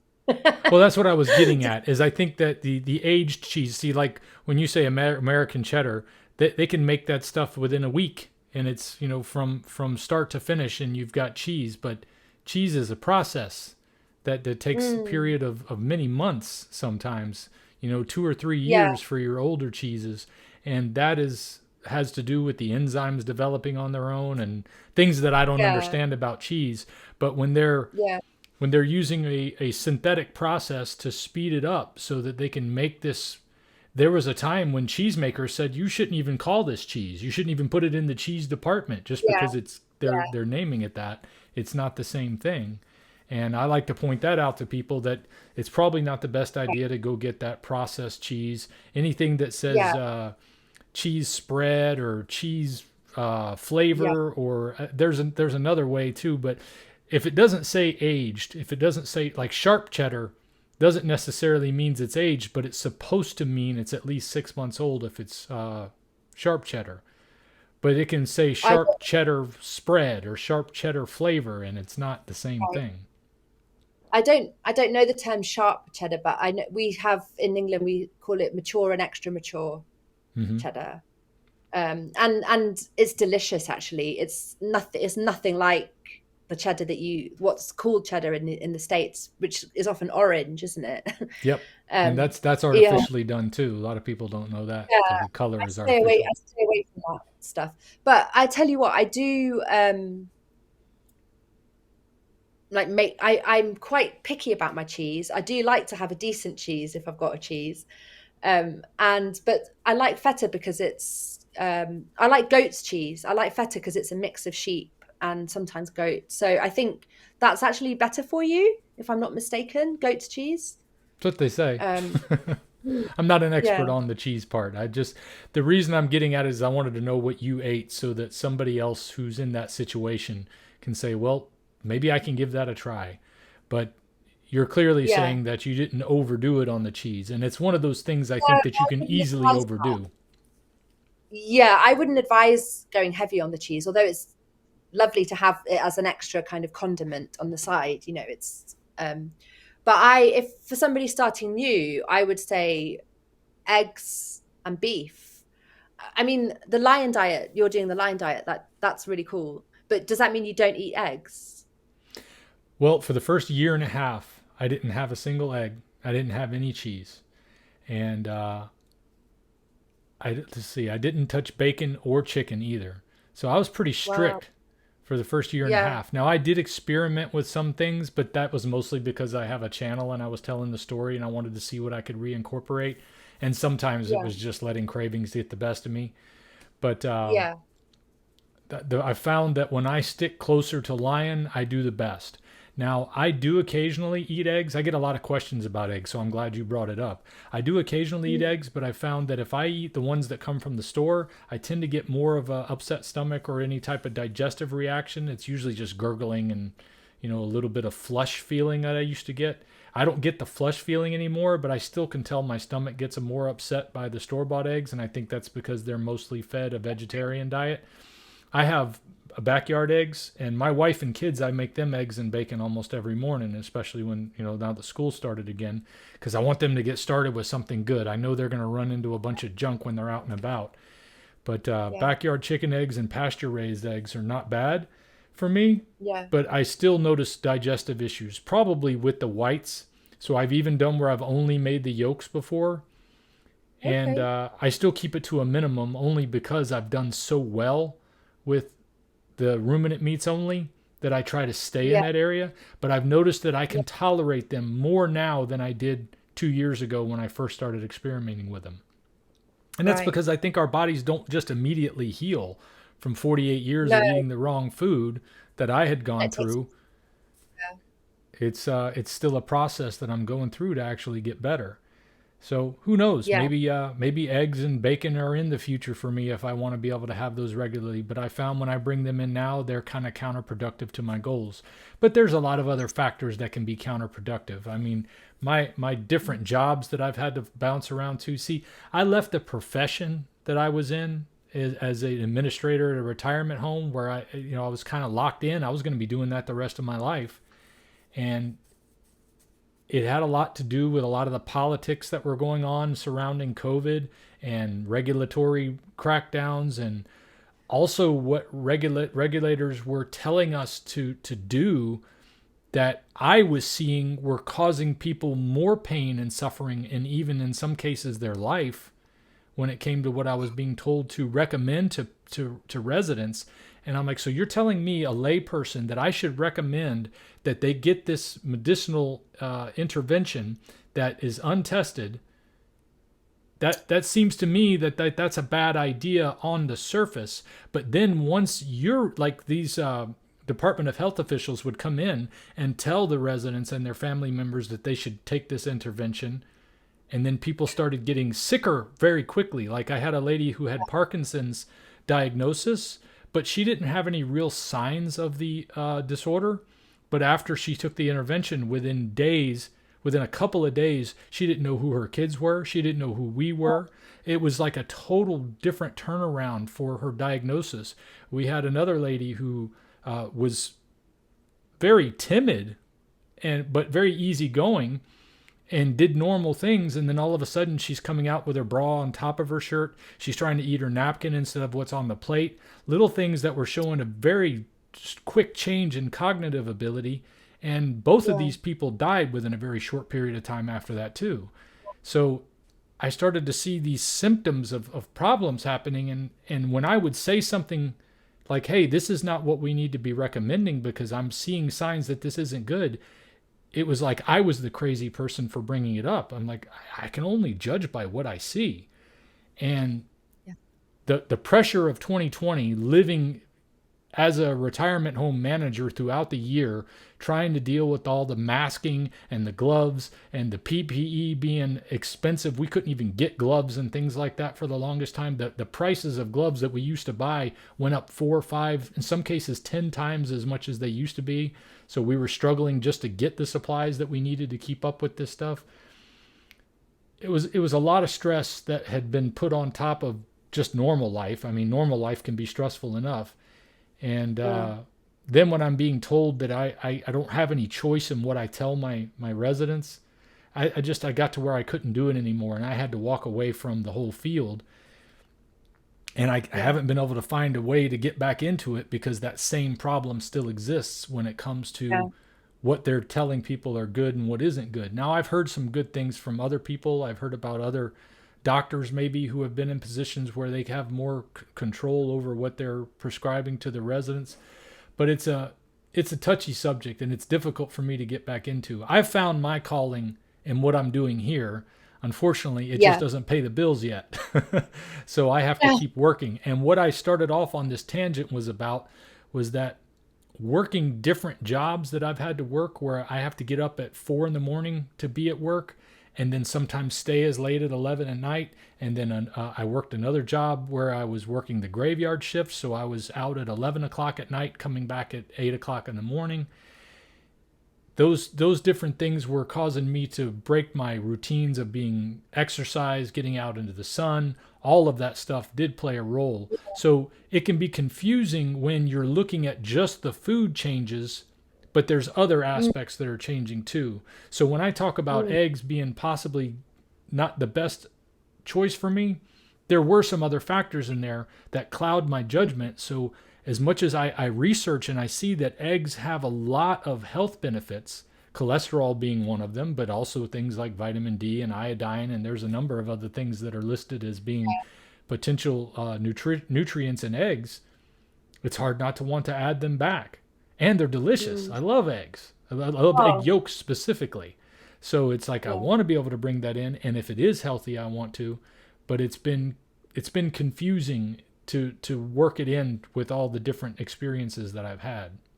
So I'm kind of glad Yeah. that you asked about it because I wanted to be able to clear that up for a lot of people. The only problem is only so many people are going to watch this long of an interview, and they're still going to have these same questions. So at least it's out there. At least it's out there. Yeah. Um, I still find that sticking to ruminant animals is the best for me, but Mm. who knows? Maybe I could eat pork and chicken and be just fine. But I tend to think that, like you said about the lean factor when it comes to chicken, that it doesn't Mm. appeal to me, that it's too lean. Also, the fact that chicken doesn't taste right to me anymore. When I started eating only ruminants, I noticed that chicken didn't taste good, pork didn't taste good. Things that I used to like I tried to have a little peanut butter one time, used to be one of my favorite snacks. And all I Wow. could taste the dirt was the dirt the peanuts were grown in. That's what it tasted like to me. And I thought, it's weird how my palate changed. One of the things I used to hate to eat was liver, beef liver. I thought, ooh, that's disgusting. That's like top 3 things in the world that I hate. Now I love liver. So Mm. once you get Yeah. all this stuff out of your body, it's amazing what you find out you can appreciate and enjoy. I haven't got there yet with the liver, kidney, all of that. But I know that that is what's most nutritionally dense, and that, that's something to incorporate. I've only been carnivore a year, and I feel like I'm not doing it as best as I could be because, for example, bone broth and things like that, I haven't really experimented with. And there's been times when I found it quite restrictive because it is quite restrictive. Um, but it's not restrictive in the way that you might think, because it's not restrictive in the sense that you're going around hungry all the time wishing you could eat but you can't because you're following this strict diet. It's not restrictive because you're full, you're satiated, you're healthy, you're just not really thinking about food at all. So I've heard it talked about as food freedom. Yeah. And actually, in the period of time when I hadn't stopped smoking marijuana, I was struggling with sugar cravings then when I had the munchies. That's gone away because I've stopped smoking the marijuana. So I feel like I've just been on the diet for a year, just kind of getting my feet with it, sort of finding out, like you say about, is chicken going to be a big part of it? Is ruminant animals? What about eggs? What about cheese? I've just been kind of figuring out what my way. I'll sometimes go keto. I'll sometimes have mushrooms. I'll have avocado. Low carb vegetables. Well, mushrooms aren't vegetables. That's why I think that they might be okay. They're that halfway house, aren't they, between animal and vegetable? So I do sometimes allow myself a little bit of keto. And I found it hasn't actually had a bad impact on me. Where I've broken the diet and had sugar, yes, I've felt the effect of that the next day. So so I feel like for people starting new, don't be too stressed about it. Start simple, keep it simple, and just listen to your body and and take it from there, but I would say don't overthink it, because it's actually a diet that you need to think about less, because you've only, especially if you do the fasting regimes, do you do fasting? Because I find that really beneficial. I do. It's something that I have to make it a goal. I have to actually set some goals to do fasting, to do it properly, because I would much rather just have a steak or have a hamburger and go about my day. But there are times where I think, you know what, I'm going to not eat today because I want to. First of all, it's about that path of least resistance things. It's so much easier just to feed yourself whenever you want. Sometimes doing fasting is good, I think, for my spiritual cleansing in a way, where I just tell myself, you know what, I'm going to go without things that make me feel good for a little while, because there is something to the pain that you suffer. Like when you exercise, the reason you exercise when you're until it hurts is that's what makes it give you a benefit from it. And I was doing a study recently I was watching where it was talking about how when you're constantly seeking pleasure, your body is looking for equilibrium, and it'll actually increase your anxiety and your internal pressure of pain to where it's trying to get you back to the equilibrium. If you're using alcohol and marijuana and things to seek that pleasure all the time, or sex or video games or pornography or whatever you're using to experience constant pleasure, it causes you to have pain because your body is trying to seek equilibrium. You've tilted it too far in the pleasure direction, so it's going to add pain to your life. But if you actually pursue some pain with exercise and putting off the gratification of eating, it actually goes back the other way. Your body will say, okay, we're going to put some pleasure into your life because this pain is a little bit heavier on this side. So it's just about keeping that balance in there. So avoiding pain and avoiding difficult things can actually lead to more pain and difficult things. And I kind of think that's why I seek pleasure, is I don't want to have pain, but I've learned to embrace good pain, like getting up in the morning and going on that 3-mile ruck that I do. I put on 40 pounds on a vest that I wear. And even though I could just lay in bed, it would be a lot easier just to lay in bed and not do it. But once I get out there, I'm like, man, I'm so glad I did this. I'm so glad I did it. Yeah. My feet hurt a little bit. I feel the weight of the thing. I feel the cold in the air, or the heat in the air, or the humidity, or whatever. But it just feels good when I get done with it. And it's like, man, I'm glad I did that. And it's important to push through those things.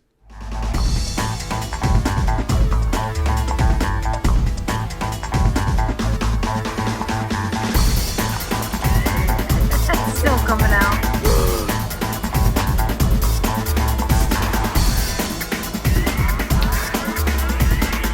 I love it just as much as I did before.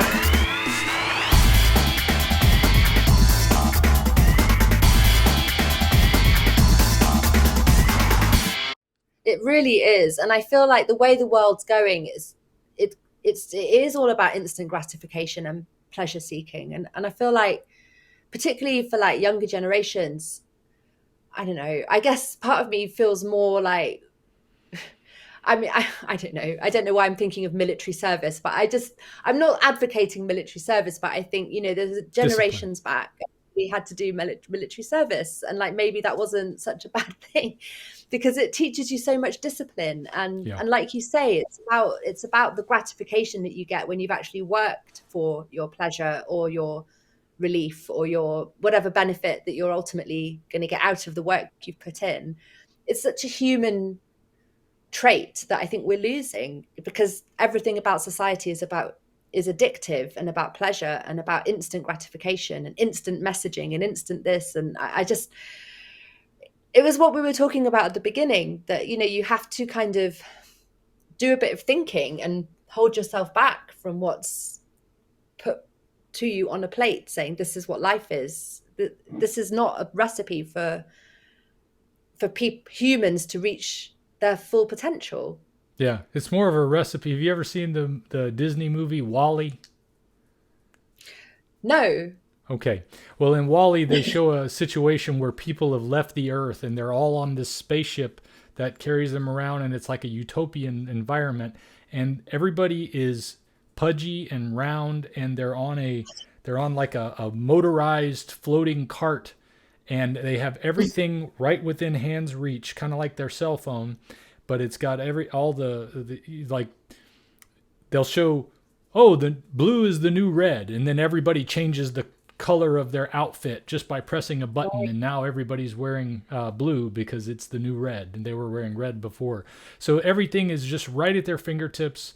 They're drinking their food like it's a milkshake, and they don't have any strength to get up and do anything.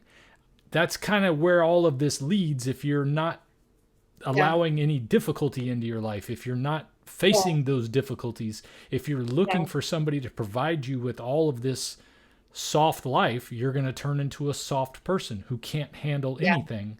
And also that internal pressure is building up that's causing you to have pain on top of that. So, and then you wonder, why am I so anxious? Why am I so frustrated? And I think it has a lot to do with settling into a lot of these things that are designed just to give us cheap dopamine hits. And food is a big part of that. That's why food is the way it is. That's why the food manufacturers design it to be the right mixture of sugar, salt, fat, whatever. And a lot of times their fats are vegetable fats. But the point is that they want to keep you hooked on it, so you keep coming back for it. Even though, just like when you see, like I've seen people, I remember I would see these TV shows where they would talk about methamphetamine and how you would see like what it had done to their bodies, their faces, their teeth. Everything was changed by this thing that had entered their life. And it's like, why would anybody choose this path? But it's simply because it affects your brain in such a way that you want that over everything else. And it's like the more you go after it, the more you have to have it.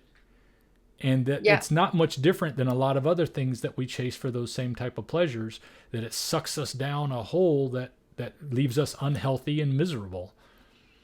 I mean, often the negative impact isn't it's deferred a little bit further down the line, or it's incremental. So you don't really have that immediate negative feedback effect. Yeah. So you can just tell yourself, oh, well, it's, smoking cigarettes is a perfect example. You are all over on the packs of cigarettes. I don't know if they do that in the States. Here in Europe these days, they put photographs of blackened lungs. Yeah. And people are still buying cigarettes. So, they know that this is but if you don't have that as an immediate impact, the minute you put that, that's human nature as well, the feedback loop. And if it's a bit further down the line, the rational feedback loop. And if it's a little bit further down the line, you can ignore it. But ultimately, these things that are promising pleasure I think that they're a recipe for depression and bad health. I think if you're not exercising your mind, as well as your body is going to get flabby and weak, and your mind's going to get weak and depressed. I feel like the fact that nobody reads anymore is really sad. And it's, the pleasure of reading is just a little bit, you're working just a little bit harder for that than if you're watching something on a television screen. But that pleasure is so wonderful. Like, there's nothing like reading a book. If you're into reading, that is, if you like reading, there's nothing compared to reading a book and putting in that little bit of effort, but you are getting a reward from that effort immediately. You're getting drawn into this story, and then the characters and your imagination, and all of that is gone if you're just watching a film on a screen. Well, when your imagination gets to fun, see, I love to read too. I like to read fiction and nonfiction. I love biographies as well, because that it gives me more perspective on the way other people see the world. Because at least I can tend to think, well, I see it this way, you should see it this way. Well, I can understand why everybody doesn't see it the way I see it now when I read those things. But when you're watching a TV show, like I've actually gotten into a TV show recently called Bosch, which is the story of an LAPD a homicide detective who goes around solving crimes and stuff. But I found out it was based on a series of books. So I started reading the books as well. And the thing you don't get when you're watching the TV show, you don't get the inner thoughts of the character. You just get what they say and what they show in their acting. But when you're reading the book, you get their inner thoughts as well. So it allows you to see a bigger world than what you're seeing when you're watching it. And like you say, when you're watching it, you're just being fed the information. Whereas when you're reading it, your imagination has to put it all together. So you do have to do a little more work. Yeah, you do. But yeah, absolutely. And I find like movies on big screens exhausting sometimes, just the sensory overload. Yeah. Just, and if you watch a film before you go to sleep, you often won't be able to sleep because you're overstimulated. And if you read a book, often I'll read 3 pages of a book and it puts me out immediately. Not because I'm bored of what I'm reading, but because it's worked my brain, but just enough so that I will drop off. And I feel like the carnivore lifestyle, I mean, we've gone off the topic of carnivore now, but I feel like it's all related because it leads you into a different life, a different attitude, exactly. And to have a different relationship with food and therefore with your body resets everything in a way. And it sort of highlights the other areas of your life that you could work on, or it has done for me anyway. I find that it makes me want to work on those areas more because I've been so inspired by the positive impact of the diet. Well, I can bring it back to carnivore by saying that I think the big part about this is we have to understand that a lot of what led us into these health problems that are related to diet is addiction issues that we all have a tendency toward because of the way our brains work when it comes to dopamine and things like that. And food has played a huge role in that, but it's all of the other things play a role in that. Like I can see movies, as you described, the ones that are real flashy, but the stories are so shallow. It's like junk food movies. It's just a roller coaster ride, and there's no character arc. There's no hero's journey. It's just a bunch of explosions. And you just forget about it. You forget about it the next day. It doesn't leave a mark on your life at all. It doesn't touch you deeply. It's just right. So it comes to living. It comes to living a more real life. It comes to having more of a connection with everything that you're actually doing. When you're eating food purposefully like you do on a carnivore diet, it seems to set you up to do everything more purposeful in that regard. And I think that's a big part of the picture. And then the other thing is that I run into this in the carnivore community. Some people want to be super zealot behavior about, like, I don't, no vegetables, no sugar, no anything. No, I agree from what I've learned about the health side that you want to keep sugar and starch completely out. Something I heard recently when I was watching Carrie over at Homestead How. He was interviewing this lady Malia from, I forget the name of the organization she was with, but they do research on the gut biome and how that bacteria can live off of like 1 tablespoon of sugar or starch for a couple of years. And then that bacteria is constantly telling you to need more of it, and it's affecting your body in a certain way. So a lot of the experimenting I've done over my 3.5 years, I think is one of the reasons why sometimes things aren't as good as they could have been. So being very strict is important in that regard.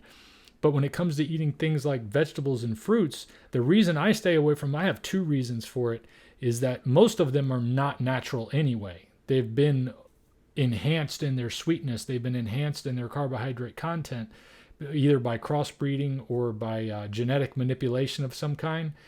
And then also because of my addictive nature, if I start eating apples because they taste good, I notice that I want more apples. And if I decide that I don't want to eat that many apples, I might start eating something else that I shouldn't. So I have to be strict. And a lot of people probably have to be just as strict as I do to stay on target, because it's very easy for me to start getting a little bit off the path. And then the next thing I know, I'm all the way down the road off the path and my health has suffered for it. So I can understand why people defend it. But I also can't help but look at history or even the Bible and see that people still ate vegetables and people still ate bread and they ate fruit. Jesus ate figs. So those things I look at and say, well, those were a part of life. but I also see them as being totally different than they are today. Even the stuff that hasn't been, sprayed with pesticides and stuff like that. Like if you grow your own, it's not naturally the same as it was 2,000 years ago, because we've had so much involved with agriculture and changing that stuff that it is sweeter than it used to be. And because of the access to all the junk foods that we have out there, all the processed foods and all the sugar added things that are available. I mean, juice wasn't a normal thing in the past, but juice is everywhere now. That's what they give kids on the Women, Infants, and Children program. They call it WIC over here. The only thing that they used to be able to buy on that or get for free was juices. And juices are loaded with sugar. So it's very easy to fall back into that old trap if you start eating a lot of the fruits and vegetables that are out there. But I don't want to tell people that those are horrible for them. I just think that if you have an addiction issue, like I do, I've got to stay away from them. Yeah. And I would encourage anybody else that recognizes that truth, that it's probably good for them to stay away from them. And since they're not really natural as they used to be, then maybe you can kind of forgive yourself for doing something that sounds crazy when you look at history. Does that make sense? Yeah. Yeah. I hadn't thought of it in terms of how vegetables and fruits have changed. I think that's a really good point. Look, in terms of looking back and thinking about historical human diets, you're not comparing like with like. Right. I think that's a really good point. Yeah. Well, I don't know. Let's see. Let's wrap this up because, oh my gosh, we've been talking for almost 2 hours. I can't believe it. I love how these conversations, I always intend to go 30 minutes to an hour, and here it is coming up on 2 hours. The only problem is, hour and 49 minutes we've been here. It's because you could be talking about conspiracy theories. Well, I think it's all part and parcel to the whole thing. When you start getting awakened to the lies you've had about food, it's hard not to get into the lies that lead us down the wrong path and so many other things. What would you like to leave for anybody who's seeing this and is struggling with maybe MS or any other health issues that might encourage them to get started on something that might change their life, as like a carnivore diet? Well, I think you just said it great. This is something that might change your life. So it's worth experimenting with. And I mean, look, I feel very uncomfortable trying to tell people what to do when it comes to their health conditions, because I'm not a qualified doctor. Right.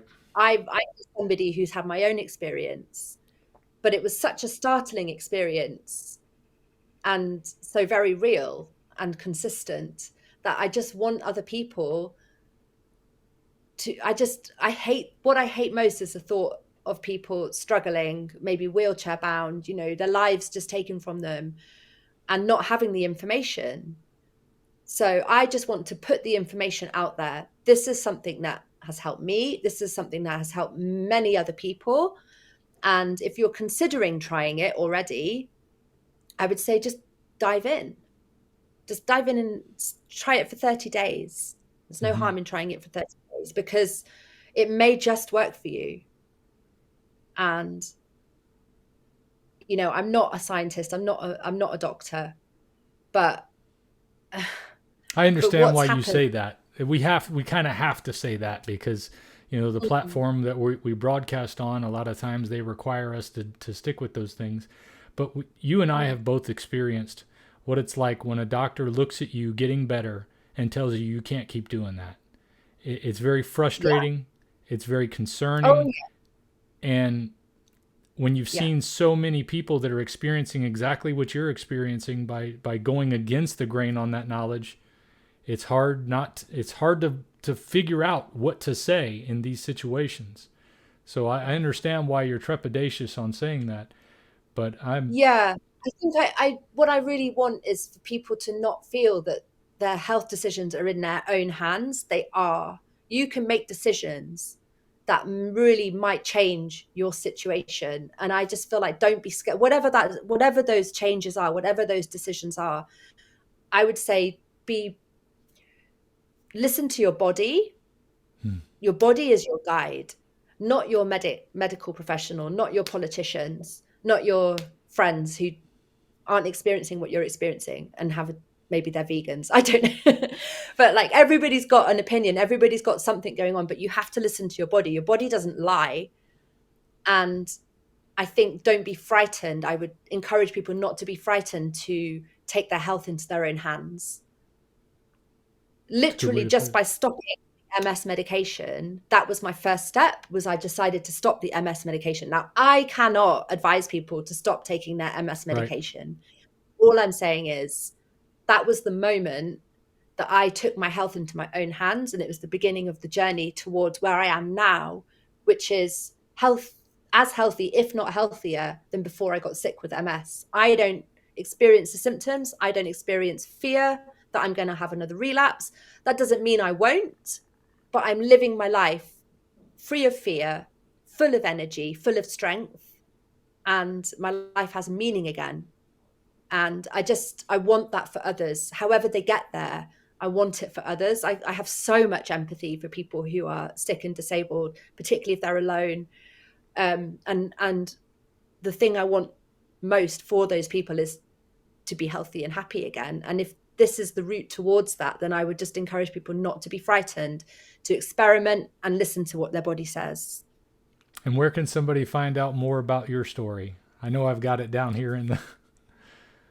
Yes, that's my YouTube channel, Anya Chronicles. So my channel sort of more kind of documents my personal journey, but I'm trying to include more content that, for example, I'm going to start interviewing other carnivores who have had health conditions and focusing more on kind of tips and information. At the moment, I'm really just documenting my personal journey, but that is still something that is a piece of data, a piece of evidence, anecdotal evidence for the carnivore diet, for what that's worth. So Cabana Chronicles.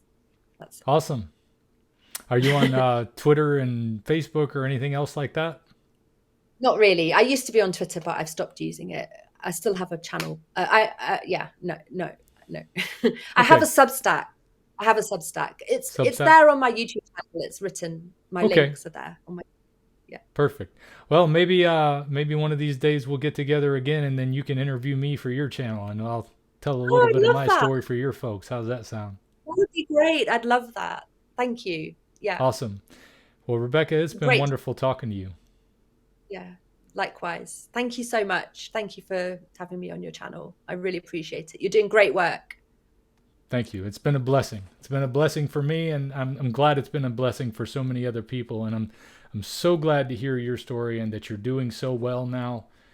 It just makes me happy to, because there's so much to be upset about there these days, and there's so many people who are suffering with these health issues, and to know that people are finding solutions in something as simple as changing what you eat it's nothing short of a miracle, in my opinion.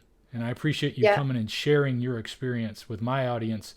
And I hope it helps somebody out there today who is suffering where you were, with a lot of questions and doubt and fear, and that they might have some hope now. I hope so. All right. Well, I'm going to end this, but I do want to, say some parting words to you once we're done talking here publicly. So I appreciate you coming on. I'm going to go ahead and wrap it up. That's it for this one, guys. We'll see you next time. If we pay extra, could we maybe get some grease or fat?